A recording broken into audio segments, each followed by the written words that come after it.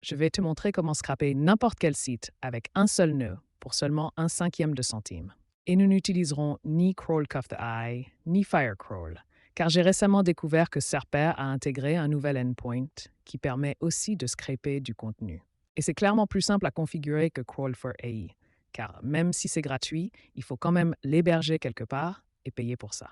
Et la configuration prend clairement plus de temps que de simplement créer une clé API et de l'utiliser directement. Et tu peux faire pareil avec Firecrawl, mais c'est plus cher que Serper.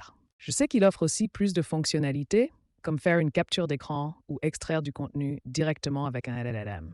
Mais si tu veux juste extraire le contenu pour l'utiliser ailleurs, Serper devrait largement suffire.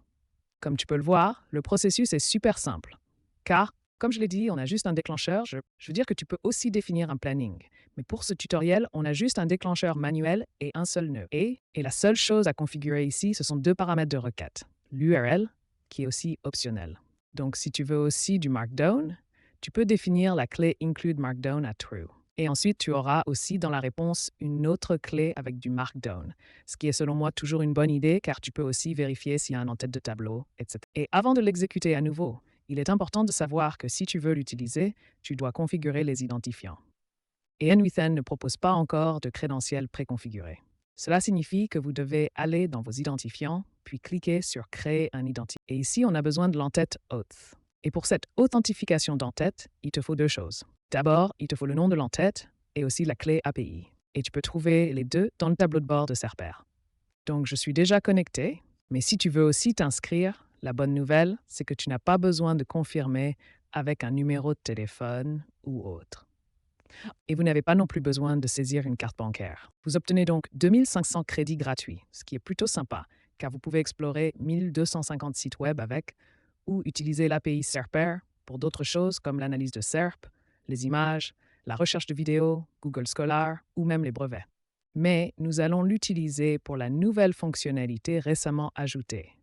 Et tu peux le trouver ici, sous l'aire de jeu, puis taper, et voici la page web. Et c'est aussi ici que tu trouves le nom de l'entête, c'est XAPI. Clé, il faut la copier ici, puis ajouter aussi la clé API. Et comme Jada, tu trouveras ça sous clé API, et nous en créerons une nouvelle.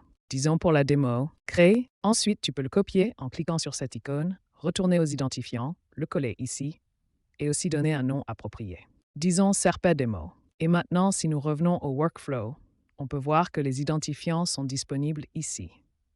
Je vais sélectionner et la dernière chose à faire, c'est d'activer ou de basculer l'option d'envoi des entêtes. Et le seul paramètre dont nous avons besoin est un type de contenu qui est application/JSON.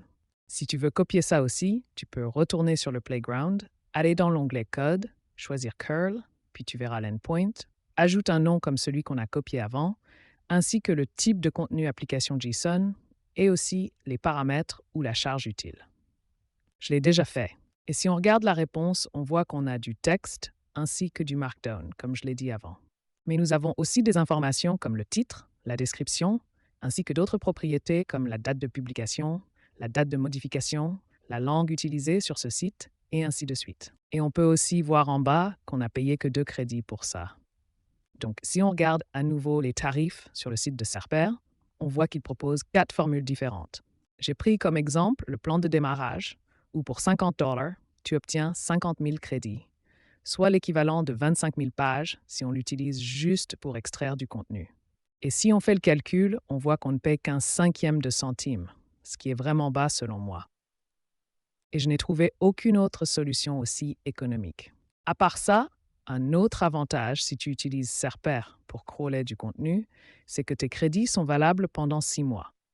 Ainsi, pas besoin de souscrire à un autre abonnement. Vous payez une fois et ces crédits restent valables 6 mois, ce qui est un vrai avantage si vous savez que vous n'allez faire de scrapping régulièrement, mais seulement à certains moments.